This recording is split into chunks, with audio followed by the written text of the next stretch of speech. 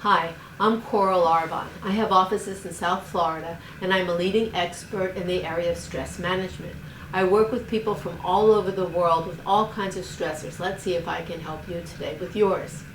There are good stressors, there are bad stressors. It's how much stress we have on our plate that really makes a difference. And do we have the tools to cope appropriately with them? What are some of the ways that stress can affect us? Well, first of all, stress can kill brain cells. It can cause us to have heart palpitations, heart arrhythmia. It can give us peptic ulcers. It can affect our immune system. So we really need to take a look at stress. We experience stress in many different ways. First of all, physically, how do we experience stress in our body? We have neck pain and shoulder pain. We have lower and upper back pain, stomach. We have migraine headaches, TMJ. If you went to your physician, your general physician, and told him you had stomach problems, he'd probably tell you have irritable bowel or peptic ulcers or spastic colon, all related to stress. So knowing where the stress affects your body is very important. And what about emotionally, psychologically, how does stress affect us? What makes us weepy and depressed? It can make us anxious and fearful. I get irritable and angry when I'm stressed. We have to take a look at some of these things. What happens to our brain, our cognitions, which is another word for thoughts? What happens to our head when we're stressed? We become uncertain. We have difficulties making decisions. We become foggy and unclear. We forget where our glasses are when they're on our head. We go to another room and say, what am I here for? Did you ever pick up the phone and forget who you're calling? Cognitive stress. And no, it's not a senior moment. It's not because we're getting old. It's because we're multitasking all the time. What are some of the behaviors that we have when we're stressed? What do? Wouldn't it be wonderful we'd sit there and say, this too shall pass. Wish we'd do that. We don't do that. We feel stressed. We go to the refrigerator or the pantry and we say, what's in there that's going to make me feel better? Oh, that chocolate cake looks good. Or how about opening that bottle of wine? And then we really make things worse by eating the nuts and the cheese too. Some people have sex addiction. Some people have prescription addiction or non-prescription. Some people go to videos. Netflix has become a new addictive thing to do. How about retail therapy? We go shopping, fun for the moment, but it doesn't last long.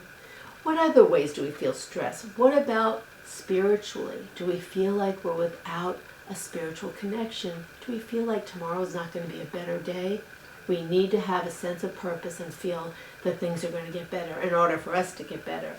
Let me share with you a few ways to eliminate stress. Of course, we all know you need to exercise. Daily exercise, 20-30 minutes a day, is a big stress reducer, and of course, getting the proper sleep. But one that you might have not thought of is emotional disclosure. We need to talk about things with one person that we feel confident with. If you don't have anybody, find a journal. We need to get out things we're ashamed of that are bothering us. Just talking about it. Emotional disclosure eliminates stress. It's so important. We need also to learn to say no to others and yes to ourselves. We need to become assertive. Being assertive, taking care of ourselves, not putting our head in the sand. Saying no is very important, and if it's difficult to say no, thank you. It'll really help. What about rational thinking? Do you think rationally or not? Did you know that men are not disturbed by things, but by their view of things, their beliefs, and their perceptions? Yes, we are. It's our thinking that gets us in trouble. Check out your thinking. Albert Ellis, a famous psychologist who's no longer with us, said, stop the stinking thinking, and he was right. Our thinking really causes us stress. Other things that we can do, time management, how we manage our time. Keep a journal for 2 weeks, from the time you get up, from the time you go to sleep, and see if there's not a lot of time wasters. One way that many of us waste time is we leave our office doors open because we want to be friendly so everybody comes in and says hello, and then we never get our projects done. Try chunking some of your activities.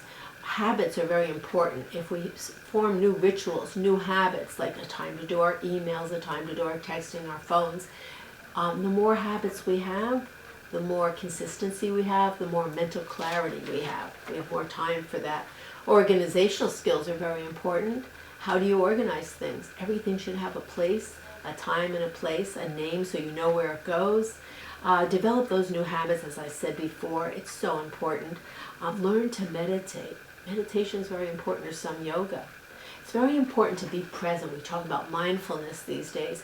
If you're living in the future, what if this, what if that, you're going to be really fearful. If you live in the past, if only I did that 10 days ago or yesterday, you're going to live in resentment and anger. But if you live in the moment right now, you will live in peace. You cannot be fearful if you're in the moment. So being in the moment is very important.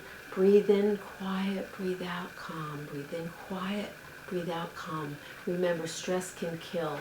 It can interfere with your relationships. Take care of yourself. Seek help. Do it now. Thank you very much.